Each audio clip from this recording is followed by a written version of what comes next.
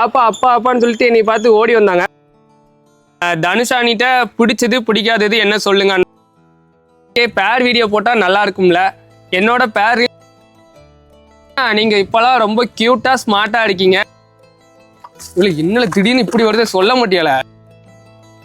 இந்த வால்பேப்பர் வந்து நம்ம நண்பர் ஒருத்தர் தான்.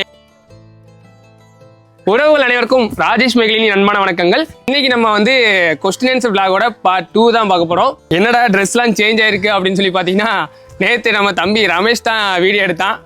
அவனுக்கு வந்து கை வலிச்சிருச்சுன்னு சொல்லிட்டு பாதியிலே நிப்பாட்டிட்டோம். சரி பார்ட் 1க்கு மட்டும் இன்னைக்கு பேசிக்கலாம், பார்ட் 2க்கு நாளைக்கு பேசிக்கலாம் அப்படின்னு சொல்லிட்டு பாதியிலே நிப்பாட்டிட்டு தான் இப்போ பார்ட் 2 எடுத்துட்டு இருக்கிறோம். சரி, இப்போ நம்ம வந்து அடுத்தது வேற என்னென்ன முக்கியமான கொஸ்டின்ஸ்லாம் கேட்டிருக்காங்க அப்படின்றதுக்கு வந்து பதில் சொல்லலாம்.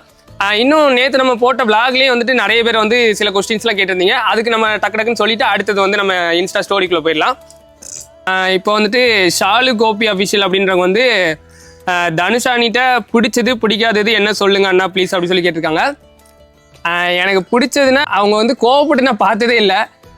எப்பவுமே வந்து ஒரு காமாக எல்லாத்தையுமே கூலாக ஹேண்டில் பண்ணுறாங்க. அந்த விஷயம் எனக்கு ரொம்ப பிடிச்சது.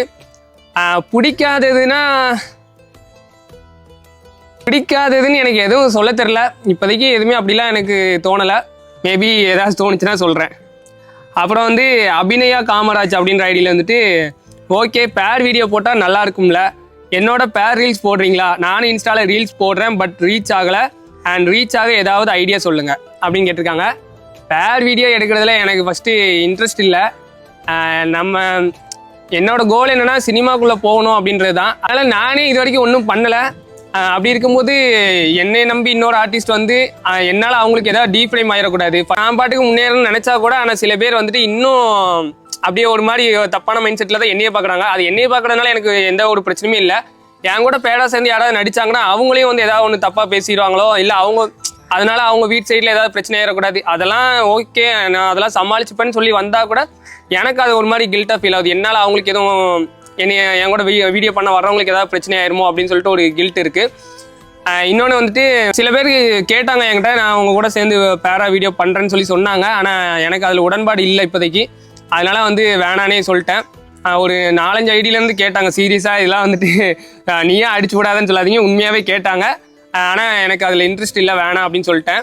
மேபி ஏதாவது ஒரு ஃபீமேல் ஆர்டிஸ்ட் கூட அந்த மாதிரி லீட் ரோல் பண்ணி தான் ஆகணும், அப்படின்னா தான் அதுக்கு கரெக்டாக இருக்கும்னு தோணுச்சுன்னா, அவங்களுக்கும் எந்த ஒரு பிரச்சனையும் இல்லை அப்படின்னா, அவங்க ஃபேமிலி சைடில் இருந்துமே எந்த பிரச்சனையும் இல்லைன்னா கண்டிப்பாக பண்ணுவேன். இப்போதைக்கு அப்படி அப்ரோச் பண்ணவங்களும் அந்த மாதிரி எனக்குலாம் எந்த பிரச்சனையும் இல்லைன்னு தான் சொன்னாங்க. ஆனால் எனக்கு அது கொஞ்சம் ஒரு மாதிரி கில்ட்டாக இருந்ததுனால நான் இப்போதைக்கு பண்ணல.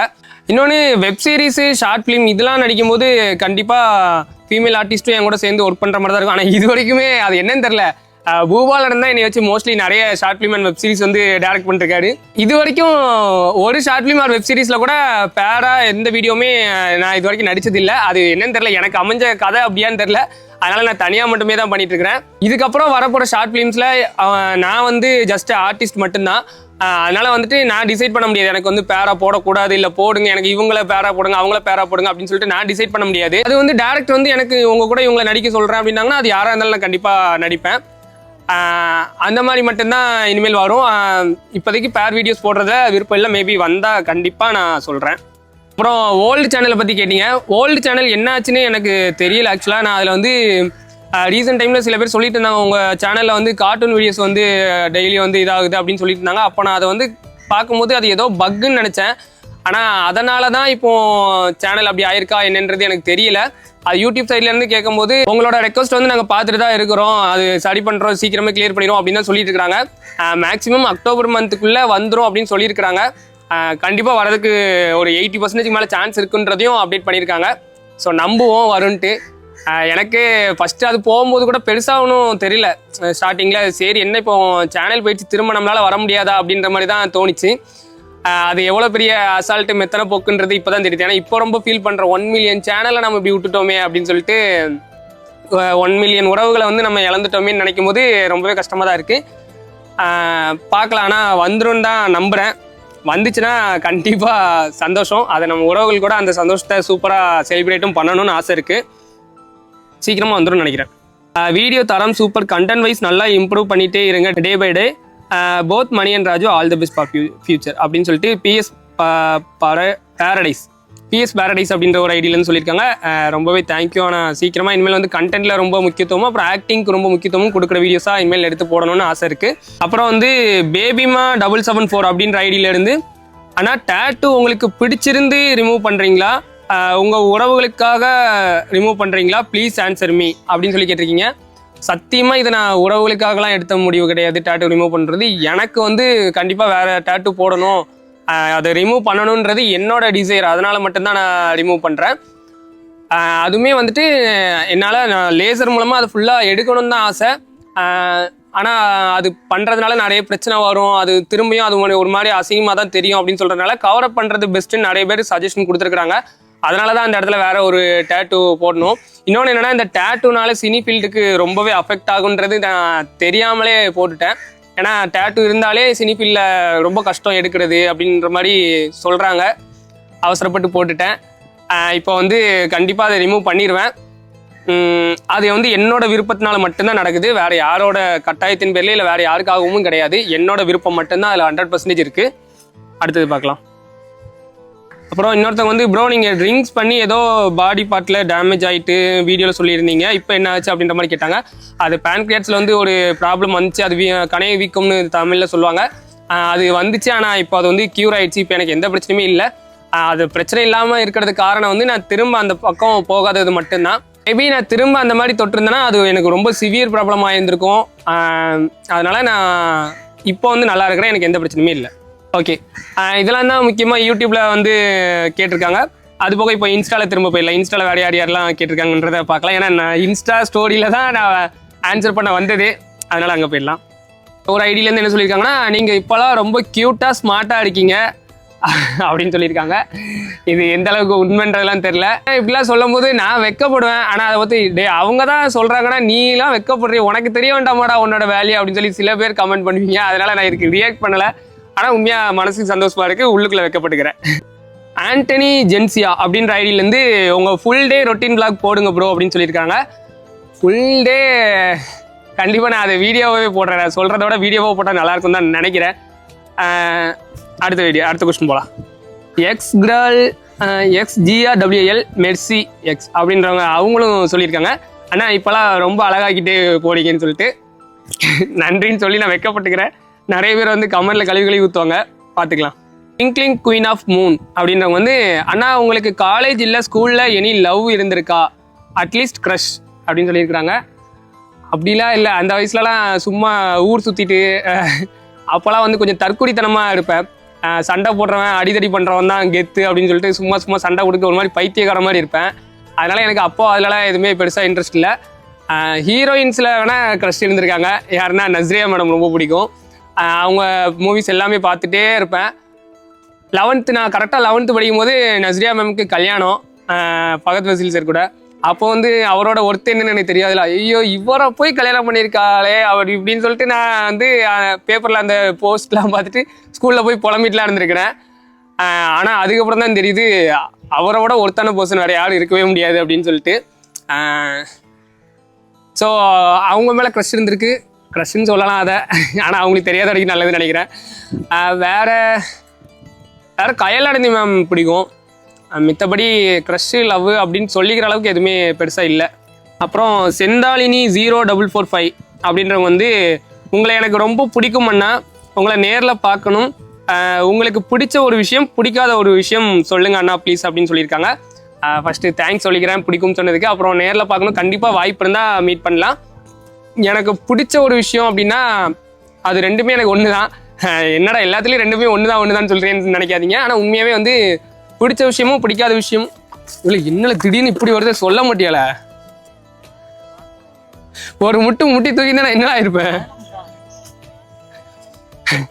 பிடிச்ச விஷயம் பிடிக்காத விஷயம் ரெண்டுமே வந்து உண்மை அந்த ஒரு விஷயத்துல தான். ஏன்னா இங்கே வந்து யாருமே 100% கரெக்டான ஆளுங்கள்லாம் கிடையாது. ஒரு விஷயம் சொல்லுவாங்க, இந்த உலகத்தில் சுற்றி உள்ள எல்லாத்தையும் தெரிஞ்சுக்கணும், ஃபஸ்ட்டு ஒன்றை பற்றி நீ தெரிஞ்சுக்கணும் நிறைய, அதுதான் வந்து மெயினான விஷயமே அப்படின்றது. அது நிறைய பொன்மொழிகள் அதெல்லாம் நிறைய இருக்கும் அதை பற்றினதில். அப்படி பார்க்கும்போது நம்மளே கொஞ்சம் ஆராய்ஞ்சு பார்த்தாலே தெரியும் நம்ம நிறைய தப்பு பண்ணிகிட்டே தான் இருப்போம். ஒரு நாளைக்கு தெரியாமல் எறும்பு மீச்சு கொண்டுருவோம், என்னென்னலாம் அப்படின்னு சின்ன சின்ன விஷயமா கனெக்ட் பண்ணி பார்த்தா நமக்கு தெரியாமலே நம்ம நிறைய தப்பு பண்ணிட்டே தான் இருப்போம். அதெல்லாம் இங்கே பிரச்சனையே கிடையாது. ஏன்னா அது எல்லாருமே அது வந்து இயல்பு. ஃபர்ஸ்ட் தப்பு ரைட்னே ஒன்று கிடையாது, அதெல்லாம் நம்மளா கிரியேட் பண்ணது தான். யாருமே வந்து இது தப்பு ரைட்டுன்னு சொல்லி ஆல்ரெடி கடவுள் எழுதி கொடுத்துட்டு போனதோ அப்படிலாம் கிடையாது, நம்மளே வகுத்துக்கிட்டது தான். அதெல்லாம் எதுவுமே பிரச்சனை கிடையாது. ஆனால் வந்து நம்ம நம்புறவங்களுக்கு வந்து ஆமாம் நான் இதை பண்ணேன், ஆமாம் நான் இதை பண்ணலை அப்படின்றத வந்து உண்மையை சொல்லிட்டு போனால் பிரச்சனை இல்லை. எனக்கு அது ஒன்று தான் பிடிச்ச விஷயமும் பிடிக்காத விஷயமும். நான் இப்போ ரீசன்ட் டைமில் மீட் பண்ண சில பேர்லாம் வந்துட்டு அவங்க பண்ணுறது தப்போ ரைட்டோ நல்லதோ கெட்டதோ ஏதோ ஒன்று, ஆனால் என்கிட்ட வந்து சொல்லிடுவாங்க. என்கிட்ட பேசும்போது ஆமாம் நான் இந்த மாதிரி பண்ணேன், இந்த மாதிரி பண்ணலை அப்படின்னு சொல்லுவாங்க. அது எனக்கு ரொம்ப பிடிக்கும். அதே மாதிரி சொல்லாமல் இருக்கும்போது அது நம்மளா தெரிஞ்சுக்கிடும் போது கேட்டால் கூட ஆமாம்மா நான் மறந்துட்டேன் அப்படின்னு சொல்லிட்டா கூட எனக்கு ஒன்றும் பெருசாக தெரியாது. இல்லை நான் பண்ணலை, நான் எதுவுமே தப்பே பண்ணலை அப்படின்னு சாதிக்கும் போது தான் நமக்கு அது வந்து ரொம்ப கஷ்டமாக இருக்குது. இல்லை அதெல்லாம் அது வந்து மறைக்கும் போது பொய் சொல்லும் போது தான் அது ரொம்ப பிடிக்காத ஒரு விஷயமா இருக்குது. அதனால் இங்கே தப்போ ரைட்டோ உண்மையை சொல்லிட்டு போனால் அது வந்து அது ரொம்ப பிடிக்கும். உண்மையை சொல்லாத பட்சத்தில் அது பிடிக்காது. இது ஒன்று தான். அப்புறம் வந்து அதிசயா 95974 அப்படின்ற ஐடியிலேருந்து ஹாய் ப்ரோ, என்னோட பொண்ணுக்கு உங்களை ரொம்ப பிடிக்கும், அவன் நேம் அதிசயா, இந்த வீடியோவில் அவன் நேம் சொல்லுங்கள் அப்படின்றாங்க. அதிசயா பாப்பா ரொம்ப நன்றி. ஏன்னா வந்து குழந்தைங்களுக்குலாம் என்னை பிடிக்கிற அளவுக்கு நான் இன்னும் எதுவுமே பண்ணதில்லை. அது பிடிச்சிருக்குன்னு நினைக்கும் போது ரொம்பவே சந்தோஷமா இருக்கு. ரொம்ப ரொம்ப ரொம்ப நன்றி. அப்புறம் யுவர் ஃபேவரட் ஸ்போர்ட்ஸ் அப்படின்னு சொல்லி கேட்டிருக்கீங்க. அதுதான், எனக்கு சின்ன வயசுல இருந்தே ஸ்போர்ட்ஸ்ல ஒரு பெருசா நாட்டம் கிடையாது. ஏன்னா மணி வந்து அத்லெட்டிக் பிளேயர், அவனுக்கு வந்து எல்லா ஸ்போர்ட்ஸுமே அவன் நல்லாவே ப்ளே பண்ணுவான். ஆனால் நான் வந்துட்டு எப்படின்னா ஊர் சுற்றுறதுக்கு மட்டுமே பிறந்தவன்ற மாதிரி சின்ன வயசுலேருந்தே வீட்டில் இருக்கவே மாட்டேன். எங்கேயாவது கிளம்பி போயிட்டு காலையில் போனேன்னா நைட்டு 1 மணி 2 மணிக்கு இப்படி வீட்டுக்கு போகிறது. அப்போதுலேருந்தே அப்படி தான் மணிக்கு எனக்கு அதனால நிறைய சண்டை வரும். ஏன்னா அவனுக்கு வந்து என்னை நினச்சி கொஞ்சம் பயம், நான் எங்கேயாவது போய் ஏதாவது பிரச்சனை பண்ணிடணுன்ற ஒரு பயம். அதனாலேயே வந்துட்டு எங்களை போனேன், எதுக்குள்ள போனேன், எப்போ அப்படி இப்படின்னு சொல்லி ரொம்ப கொஸ்டின் பண்ணுவான். நான் நீ யாரில் கேட்குறதுன்னு சொல்லிட்டு நான் ஓடுறது, அவனுக்கு தெரியாமல் போகிறது, இந்த மாதிரியே தான் பண்ணிட்டு இருப்பேன். ஸோ ஊர் சுற்றுறதுலேயே இருந்துட்டேன். ஸ்போர்ட்ஸில் எப்போ ஒரு இன்ட்ரெஸ்ட் வந்துச்சுன்னா ஒரு 9th ஸ்டாண்டர்டுக்கு அப்புறம் தான் வந்து கேமரா முட்டி தூக்கிறாம போங்க சார் போங்க வாங்க, நீங்கள் போய்க்கோங்க, அதுக்கப்புறம் நான் பண்ணிக்கிறேன்.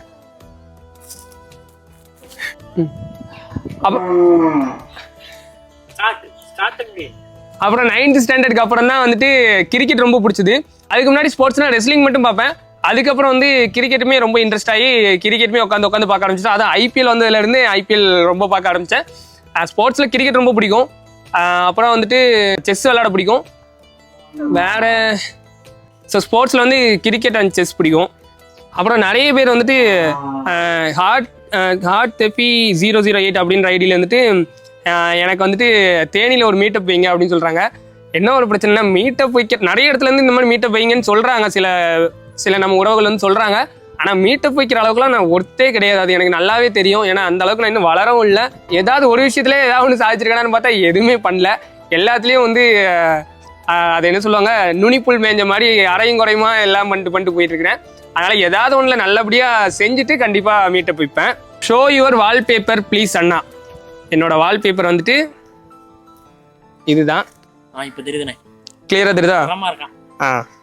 இந்த வால்பேப்பர் வந்து நம்ம நண்பர் ஒருத்தர் தான் எடிட் பண்ணி கொடுத்தாரு. அது என்னவோ தெரியல, அதை பார்த்தோன்னே ரொம்ப பிடிச்சிருச்சு. அதை அப்போ செட் பண்ணது அப்படியே தான் வச்சிருக்கிறேன். What about your next plan அப்படின்னு சொல்லி MX லட்டு கிட்டி அப்படின்ற ஐடியிலேருந்து கேட்டிருக்காங்க. நெக்ஸ்ட் பிளான் வந்து இதுதான், சினிமாவில் சாதிக்கிறதுக்காக நிறைய கற்றுக்கணும், அது லேர்னிங் ப்ராசஸ் போகணும். அந்த டைமில் வந்துட்டு நமக்கு வந்து ஃபினான்ஷியலாக டவுன் ஆகிடக்கூடாது. ஆல்ரெடி டவுனில் தான் உட்காந்துட்டு இருக்கேன். அந்த ஃபினான்ஷியல் இஷ்யூஸை சமாளிக்கிறதுக்காக இது டிஷர்ட் பிஸ்னஸ்ஸு, இந்த மாதிரி நம்ம ரீச் பண்ணுறது, ஐடி அப்படியே ரீச் பண்ணணுன்ற ஒரு விஷயங்கள், ப்ரொமோஷன் ஆக்டிவிட்டிஸ் இந்த மாதிரிலாம் பண்ணிட்டு இருக்கிறேன். ஆனால் மெயின் மோட்டிவ் வந்து சினிமா தான். அதான் அதுக்கு திறமையை வளர்த்துக்கணும். ஆனால் நாட்களை வேஸ்ட் பண்ணிட்டு இருக்கிறேன்றது மட்டும் எனக்கே தெரியுது. சீக்கிரமாகவே கற்றுக்கிட்டு போகணும். பட்ஜெட் ஃப்ரெண்ட்லியாக ஏதாச்சும் கப்புள் டிஷர்ட் ஆஃபர் போடுங்கன்னா பை யுவர் சிஸ்டர் அப்படின்னு சொல்லி முழுமதி 0701 அப்படின்ற ஐடியிலேருந்து கேட்டிருக்காங்க. கண்டிப்பாக நிறைய கொஞ்சம் மட்டும் வெயிட் பண்ணுங்கள். ஏன்னா நிறைய எக்ஸிக்யூட் பண்ண வேண்டிய வேலைகள்லாம் இருக்குது. இந்த தீபாவளி ஒட்டி நம்ம நிறைய ஆஃபர்ஸ் அப்புறம் நிறைய விஷயங்கள்லாம் பண்ண போகிறோம். அதெல்லாம் வரும்போது கண்டிப்பாக இந்த ஆஃபர்ஸுமே வரும். தொடர்ந்து நம்ம சேனலை வந்து வாட்ச் பண்ணுங்கள். ராஜ்முகி.shop அப்படின்ற இன்ஸ்டா பேஜுமே வந்து தொடர்ந்து வந்துட்டு பாருங்கள். கண்டிப்பாக நிறைய புது அப்டேட்ஸ் வரும். அப்போது உங்களுக்கு கண்டிப்பாக பிடிக்கும். அப்புறம் அண்ணா லைவுக்கு வாங்க அண்ணா ப்ளீஸ் அப்படின்னு சொல்லியிருக்கீங்க. இன்றைக்கி ஒரு 9 to 9:30க்கு கண்டிப்பாக லைவ் வரேன். இந்த வீடியோவை பார்த்துட்டு இருக்கிறவங்க மறக்காமல் 9 to 9:30க்கு லைவுக்கும் வந்துருங்க. லைவ்லேயும் நம்ம நிறைய பேசலாம். இது போக தனா நீ ப்ராங்க் பண்ணுங்கள், அப்புறம் ஃபேமிலியாக சேர்ந்து கேம்ஸ் விளையாடுங்க, இந்த மாதிரி நிறைய கொஸ்டின்ஸ்லாம் இருக்குது. இதெல்லாம் வந்து கண்டிப்பாக அடுத்தடுத்த விளாகில் கண்டிப்பாக பண்ணுவோன்னு நம்பிக்கை இருக்குது. இப்போ கல்யாண வேலைகள்லாம் போயிட்டு இருக்கிறதுனால இதெல்லாம் பண்ண மாட்டோம்னு சொல்ல வரல. கண்டிப்பாக டே பை டே ஏதோ ஒன்று கொடுத்துட்டே தான் இருப்போம். கல்யாண வேலைகளும் சிறப்பாக போயிட்டுருக்கு. அதை பற்றின அப்டேட்ஸும் இனிமேல் சீக்கிரமாகவே வர ஆரம்பிக்கும். தொடர்ந்து நம்ம சேனல் சப்ஸ்கிரைப் பண்ணி வச்சுக்கோங்க. பழைய சேனலில் வந்து 1 மில்லியன் வருமானது எனக்கு தெரியல. அந்த சேனல் வந்தால் தான் வருமானது தெரியல. இந்த சேனலுக்கு அவ்வளோ சப்போர்ட் கிடைக்குமான்றது எனக்கு தெரியல. ஆனால் கொஞ்சம் சப்போர்ட் கிடைச்சா நல்லா இருக்கும்னு சொல்லி ஆசைப்பட்றேன். ஸோ உங்களோட ஆதரவை தொடர்ந்து நம்ம சேனலுக்கு கொடுங்க. இது வரைக்கும் கொடுத்த எல்லா உறவுகளுக்கும் ரொம்ப ரொம்ப மனமார்ந்த நன்றிகள். மோஸ்ட்லி எல்லாரும் கேட்டுக்கிற கொஸ்டின் என்ன அப்படின்னு பார்த்தீங்கன்னா, மகி பாப்பாவை பார்த்தீங்களா, எப்போ கடைசியாக பார்த்தீங்க, எப்போ பார்க்க போறீங்க, இந்த கொஸ்டின்ஸ் தான் ரேண்டமாக நிறைய பேர் கேட்டிருக்கீங்க. நிறைய பேர் கேட்டதுனால இதை நான் ஒவ்வொருத்தர் நேமையும் ரீட் பண்ணி என்னால் சொல்ல முடியாது. ஏன்னா நிறைய பேர் இதே கொஸ்டின்ஸ் தான் கேட்டிருக்கீங்க. அவங்க எல்லாருக்கும் நான் என்ன ஆன்சர் சொல்கிறேன்னா, லாஸ்ட் இப்போ வந்து போன மந்த் ஒரு பழனி ஸ்டேஷனில் ஒரு சின்ன புகார் என் மேலேயும் மணி மேலேயும் கொடுத்துருந்தாங்க. அதுக்காக நாங்கள் வந்து அட்டன் பண்ணியிருந்தோம். அந்த டைமில் வந்து நான் பாப்பாவை பார்த்தேன். பாப்பாவும் வந்திருந்தாங்க, கூப்பிட்டு வந்திருந்தாங்க. இப்போ வந்துட்டு பாப்பா அப்பா அப்பான்னு சொல்லிட்டு என்னை பார்த்து ஓடி வந்தாங்க. இதில் என்ன ஒரு விஷயம்னா, இதுக்கு முன்னாடிலாம் பாப்பா என் கூட கூட்டமாக நிறைய பேர் இருந்தாங்கன்னா என்னை பார்த்தா கூட தூரமாக நின்று சிரிப்பாங்க, ஆனால் வரமாட்டாங்க. இந்த டைம் எத்தனை பேர் பின்னாடி நின்னாலும் என்னை மட்டும் தான் பாப்பாவுக்கு தெரிஞ்சு அப்படியே ஓடிலாம் வந்தாங்க. ஆனால் வந்து பாப்பாவை பார்க்க அவங்க அலோவ் பண்ணல. லிட்டரலாக சொல்ல போனால் பாப்பா என்னை தேடி ஓடி வரும்போது அவங்களோட ஷாலில் பாப்பாவோட ட்ரெஸ்ஸை கட்டி போட்டு வச்சுருந்தாங்க. பாப்பா அப்பா பண்ணாங்க. நானும் அந்த இடத்துல ரொம்ப எமோஷனலாக அழுதுட்டு தான் இருந்தேன். ஏன்னா சண்டை போட்டு அந்த ஸ்டேஷன் அந்த இடத்துல வந்துட்டு சண்டை போட்டு பிரச்சனை பண்ணுறதுலாம் எனக்கு விருப்பம் இல்லை. அதனால் அழுதுகிட்டே தான் இருந்தேன். பாப்பானா அப்பாப்பான்னு தேடிட்டே இருந்தாங்க. அடுத்தது வந்துட்டு அவங்க கூட வந்த ஒரு நபர்கிட்ட பாப்பாவை கொடுத்து காருக்குள்ளே கொண்டு போய் வைக்க சொல்லிட்டாங்க. கடைசி வரைக்கும் பாப்பா காருக்குள்ளேருந்து என்னையே தான் தேடிட்டு இருந்தாங்க. ஆனால் மீட் பண்ண விடலை. அப்புறம் அந்த ஸ்டேஷனில் வந்துட்டு நான் பாப்பாவை பார்க்கணும்னு சொல்லி கேட்கும்போது இல்லை இப்போதைக்குலாம் எங்களால் பார்க்க அலோவ் பண்ண முடியாது அப்படின்ற மாதிரி சொல்லிட்டாங்க. அதனால் நான் பாப்பாவை பார்த்தேன். ஆனால் கிட்ட போய் பேச முடியல, தூக்கி கொஞ்சம் முடியல. ஏன்னா அலோவ் பண்ணல, அவங்க அலோவ் பண்ண முடியாதுன்னே சொல்லிட்டாங்க. அதனால் நானும் வந்துட்டு இதை சட்ட ரீதியாகவே அணுகிக்கலாம் அப்படின்னு சொல்லிட்டு லாயர் மூலமாக பேசி சட்டத்தில் என்ன இடம் இருக்கோ அதை நம்ம ஃபாலோ பண்ணலாம் அப்படின்னு சொல்லிட்டு இப்போ நான் லாயர்கிட்ட தான் பேசிகிட்டு இருக்கிறேன். ஸோ சீக்கிரமாகவே பாப்பாவை பார்ப்பேன். அதே மாதிரி பாப்பாவை பார்த்தா வீடியோ எடுக்கக்கூடாது, அதை போஸ்ட் பண்ணக்கூடாது அப்படின்லாம் அவங்க சைடில் வந்து ரெக்வஸ்ட் வச்சுருந்தாங்க. ஏன் அம்மாவாக இருக்கிற அவங்க போடும்போது நான் ஏன் போடக்கூடாது அப்படின்னு சொல்லி கேட்கும்போது நான் தானே வளர்த்துறேன் அப்படின்ற மாதிரிலாம் சொல்லியிருந்தாங்க. ஆனால் எனக்கு ஒன்று புரியல. நான் என் பிள்ளையை வளர்க்க முடியாதுன்னு சொல்லிட்டுலாம் நான் விட்டு போல. தாய்கிட்ட தான் பிள்ளை வளரணும், நம்ம சட்டத்தில் இடம் இருக்கிறதுனால தான் விட்டுட்டு இருக்கேனே தவிர எனக்கு வந்து நான் வளர்க்க முடியல அப்படின்னு சொல்லிலாம் நான் இல்லை. அதனால் என்னால் வந்து வீடியோலாம் எடுத்து போடக்கூடாதுன்னு சொல்லியிருக்காங்க. அதுக்குமே சட்ட ரீதியாக என்ன முயற்சி உண்டு அதெல்லாம் நான் பண்ணிட்டு தான் இருக்கிறேன். அதுவுமே நான் வந்துட்டு பாப்பா பார்க்குறது, நம்ம உறவுகளுக்கு நான் வீடியோவாக போஸ்ட் பண்ணுறது வந்து சட்டத்தில் தான் இது மூலமாக அதுக்கான விஷயங்கள் அதுக்கான நடவடிக்கைகள்லாம் எடுத்துகிட்டு இருக்கிறேன். ஸோ எப்போ எனக்கு அனுமதி கிடைக்குதோ அப்போ போய் பார்த்து கண்டிப்பாக வீடியோ எடுத்து போடுவேன். ஸோ பாப்பா இப்போ பார்த்தீங்களான்னு கேட்ட நிறைய பேரோட கொஸ்டினுக்கு ஆன்சர் என்னென்னா, கொஞ்ச நாளைக்கு முன்னாடி நான் பார்த்தேன். அதாவது போன மந்த்து ஒரு 12-15 அந்த தேதியில் இருக்கும்னு நினைக்கிறேன் பார்த்தேன். அதுக்கப்புறம் இனிமேல் பார்க்க போகிறது வந்து சட்டத்து மூலமாக பேசி தான், லாயர் மூலமாக பேசி தான் எப்போ பார்க்க முடியுன்றது எனக்கு தெரியும். சீக்கிரமாகவே பார்ப்பேன். கண்டிப்பாக அதை நான் உங்களுக்கு வந்து அப்டேட் பண்ணுவேன். அதை நான் ஆல்ரெடி சொல்லியிருந்த மாதிரி பாப்பா என்கிட்ட பேசணுன்ட்டு வரும்போது அப்பான்னு சொல்லிட்டு வரும்போது அவங்க வந்து காட்டலை. ரெண்டாவது என்கிட்ட வரவிடக்கூடாதுன்றதுக்காக லிட்டரலாக பண்ணாங்க. அதெல்லாம் கேட்டால் கூட வேறு ஏதாவது ரீசன் சொல்லி கூட சமாளிக்க வாய்ப்பு இருக்குது. ரோட்டுக்கு பாப்பா ஓடிடக்கூடாது, அதனால் நான் வந்து ட்ரெஸ்ஸில் கட்டி வச்சுருந்தேன், அந்த மாதிரி கூட சொல்லி சமாளிக்க வாய்ப்பு இருக்குது. ஆனால் அது வந்து அந்த ஸ்டேஷன் வளாகத்துக்குள்ளே நடந்தது தான். அங்கே ஒன்றும் அந்த மாதிரிலாம் பிரச்சனை கிடையாது. பாப்பா இன்னொன்று அப்பா அவங்க இதை வச்சு கூட பிரச்சனை பண்ணுறதுக்கு வாய்ப்பு இருக்குது அப்படின்னு சொல்லுவீங்க. ஆனால் உங்களுக்கு தெரிஞ்சது அவ்வளோதான். அப்புறம் இப்போ நான் பேசுகிறது எல்லாமே கூட நான் என்னோட லாயர்கிட்ட கன்சர்ன் பண்ணிட்டு தான் பேசுகிறேன். அண்ட் இனிமேல் பேச போகிறதுமே என்னோட லாயர்கிட்ட கன்சர்ன் பண்ணி தான் பேசுவேன். இது ஆக்சுவலாக வீடியோவில் பேசணும்னு நினச்சேன், ஆனால் பேசாமல் விட்டுட்டேன். அதனால் வந்து இதை ப்ளீஸ் பண்ணி சொல்ல வேண்டியதாகிடுச்சு. யாருக்கு வச்சுக்காதீங்க.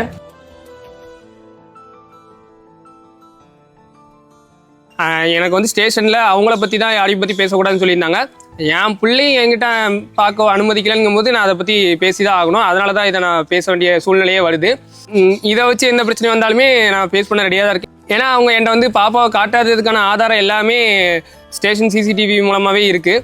அதையும் தாண்டி காட்டுறதுக்கு வேறு ஏதாவது ரீசன் சொன்னால் கூட நான் ஸ்டேஷனில் வச்சுட்டு அதிகாரிகள் எல்லாரோட முன்னாடியும் தான் கேட்டேன். இந்த மாதிரி எனக்கு பாப்பாவை பார்க்கணும் அப்படின்னு சொல்லி கேட்கும்போது இல்லை இப்போ முடியாது, காட்ட முடியாது அப்படின்னு சொல்லிட்டாங்க.